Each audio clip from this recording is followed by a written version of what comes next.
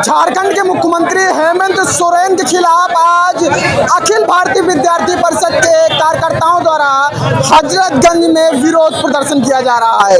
इन लोगों ने हेमंत सोरेन का पुतला फूंका है और इनसे बातचीत करेंगे। क्या कुछ मुद्दे हैं, क्या वजह है भाई आप लोग? सर्वप्रथम हम बोलना चाहेंगे भारत माता की जय, वंदे मातरम। और जो हमारा मेन उद्देश्य ये है कि छात्रों का जो प्रदर्शन होता है उसका जवाब लाठी नहीं हुआ करती है, उसका जवाब अकाउंटेबिलिटी हुआ करती है। जो दिल्ली सरकार ने बखूबी दिखाया था, उन्होंने अकाउंटेबिलिटी लेकर रीटेस्ट करवाया था और उसको दोबारा से करवाया था पेपर बिल्कुल अच्छे से।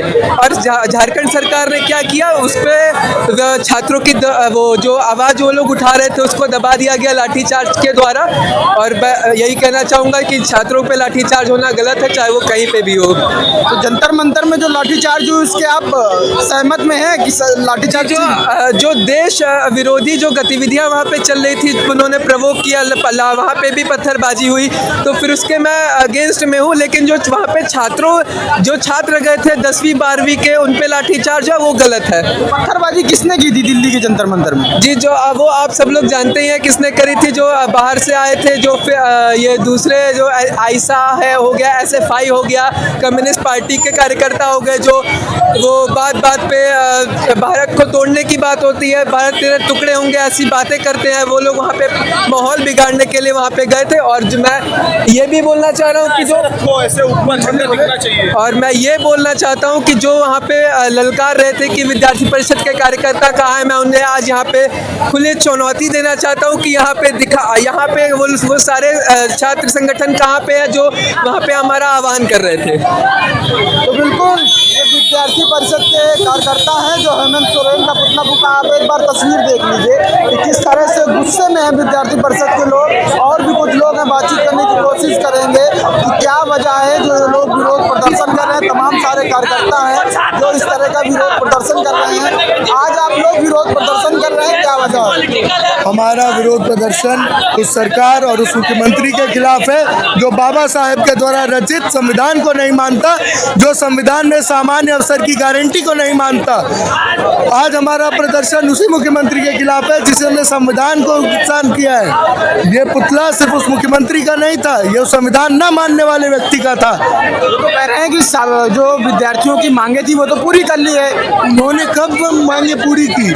पिछले सन 2000 में झारखंड बिहार से आज़ाद हुआ, तब से लेके 2 मुख्यमंत्री सिर्फ दूसरी पार्टी के रहे हैं। बाकी पूरा राज्य स्वर्गीय शिबू सोरेन जी और स्वर्गीय हेमंत सोरेन जी ने चलाया है। इन दोनों पिता पुत्र के राज में आज तक एक परीक्षा सही से नहीं हो पाई है। पिछले 12 सालों से एक JPSC की परीक्षा सही से नहीं करवा पा रहे हैं। तो इन्होंने कहाँ स्टूडेंट्स का मुद्दा संभाल लिया?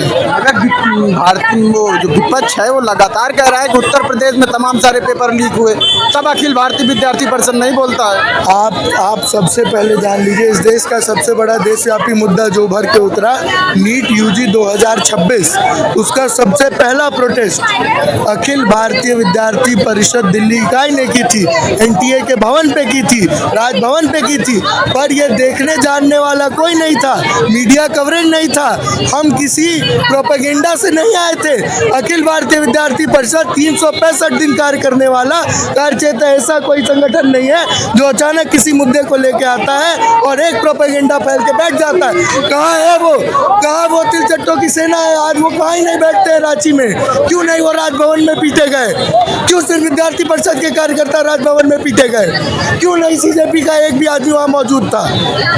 हम कोई प्रोपेगेंडस पार्टी नहीं है, हम विद्यार्थियों के हित में काम करने वाले और 365 दिन चलने वाले पार्टी से। तो बिल्कुल ये अखिल भारतीय विद्यार्थी परिषद के तमाम सारे कार्यकर्ता हैं जिनका साफ तौर पर कहना है कि दिल्ली में लाठीचार्ज हुआ था, मैं उसके भी खिलाफ था, और जो झारखंड में लाठीचार्ज हुई है मैं उसके भी खिलाफ हूँ।